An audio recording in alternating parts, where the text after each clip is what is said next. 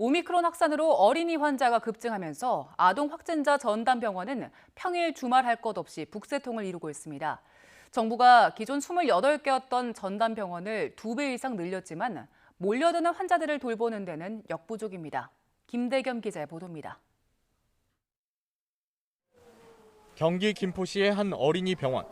이른 아침부터 병원을 찾은 소아 환자들로 북새통을 이룹니다. 영유아부터 11살 미만 초등학생까지 발열이나 가래 등 호흡기 증상을 보이는 경우가 대다수입니다. 아이가 미열이 있고 며칠 전부터 조금씩 처지기 시작을 했는데 마침 학교에서 밀접 접촉자라는 연락을 받아서 검사 받기 위해서 병원에 내원했습니다.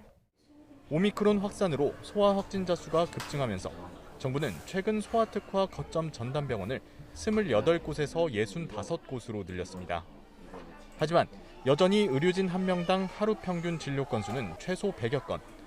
몰려드는 환자로 주말에도 쉴 틈 없이 일하는 건 물론 병상 가동률도 의료 인력 부족으로 50% 미만으로 떨어졌습니다.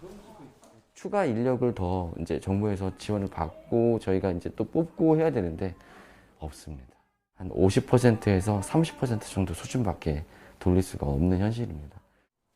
특히 서울에는 아직도 소아특화 거점 전담병원이 한 곳도 없어 1시간 넘는 거리를 달려 경기도권 병원을 찾는 경우가 부지기수입니다.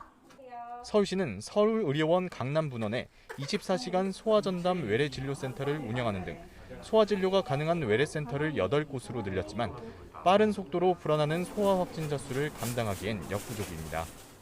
한 라인이 어디 있어요? 완전히 의료 체계가 붕괴된 거지. 어른들은 아프면 말로 할 수 있고 참을 수 있는데 이렇게 4개월, 3개월 이렇게 어린애들은 정말 길바닥에서 죽어나가게 생겼더라고요. 정부는 어린이 확진자 증가 속도를 늦추기 위해서는 백신 접종이 무엇보다 중요하다고 보고 있습니다. 이를 위해 오늘 5살 이상 11살 이하 연령층에 대한 백신 접종 계획을 발표할 예정입니다.